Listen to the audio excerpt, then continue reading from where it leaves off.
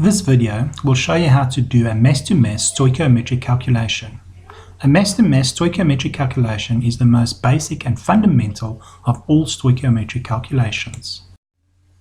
As I have said, a mass-to-mass calculation is the most basic form of all stoichiometric calculations, but if you are able to master a mass-to-mass calculation, then you'll be able to perform more complicated calculations such as a mass-to-volume calculation or volume-to-mass calculation, a mass-to-concentration or concentration-to-mass calculation, a volume-to-concentration or concentration-to-mass calculation. You'll also be able to do percentage yield calculations as well as limiting reagent calculations.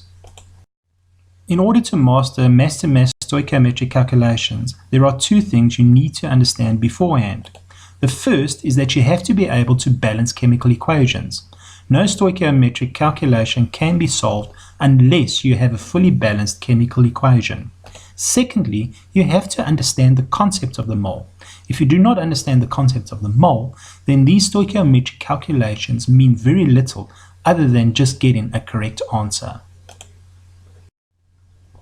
The video is complemented with a worksheet template, an example of which is found on the right-hand side of the screen. The purpose of the worksheet template is for you to fill in the missing answers as you work your way through the video. There are three main components to the worksheet template, the first of which is an external YouTube link, which if you click on, that can be found at the top of the page, you'll be able to watch a video which will give you an overview for the question at hand. Secondly, you can answer question A by following steps 1 to 5 in detail on the template provided. The video will provide information on how to follow these steps. Finally, you can answer B and C at the bottom of the page. These are questions that are intended to extend you and also provide further information. The 5 steps to be followed in order to do a mass-to-mass stoichiometric calculation are as follows. Firstly, you need to identify the known substance. Secondly, you need to identify the unknown substance. Thirdly, you first need to list all the relevant information for the known substance and then use this information to calculate the number of moles for the known substance.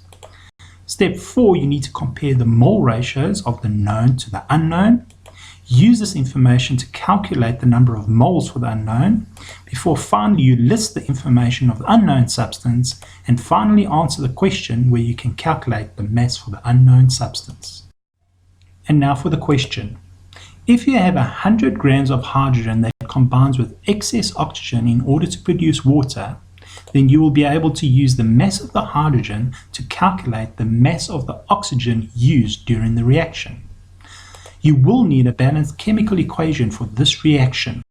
The balanced chemical equation for this reaction is 2 parts molecular hydrogen plus 1 part molecular oxygen to produce 2 parts water. We are now ready to begin step 1 of the calculation. In order to identify the known substance, we need to ask ourselves the following question. Which substance do you know the most information about? If you read through the question again, you will notice that you have 100 grams of hydrogen. In other words, this is the substance that we know the most information about, and therefore it is our known substance. In step 2, we need to identify the unknown substance. In order to do this, we need to ask the following question. Which substance do you need to calculate the mass of? If you read the question, it clearly states we need to calculate the mass of the oxygen. Therefore, the oxygen will be our unknown substance. In step 3, we are dealing with the known substance, which in this case is hydrogen. Before we perform any calculations, we first need to list all the relevant information for the hydrogen. Why do we do this? Well, by listing the relevant information, we make sure that we don't overlook any critical information. So what do we know about hydrogen? Well, firstly, we know that the mass is equal to 100 grams. If we look at the periodic table, we'll find that the relative molecular mass for H2 is 2 grams per mole. And what are we trying to find out? We are trying to find out the number of moles in step 3. We are now ready to calculate the number of moles of the known substance. In order to do this, we need to use the formula where number of moles is equal to mass divided by relative molecular mass. When we divide it into the formula, we say it's 100 grams divided by 2 grams per mole. That will give us a value of 50 moles for hydrogen. Before we calculate the mass of the oxygen, we need to compare the mole ratio of the hydrogen to the oxygen. We do this by looking at the balanced chemical equation when comparing the mole ratios.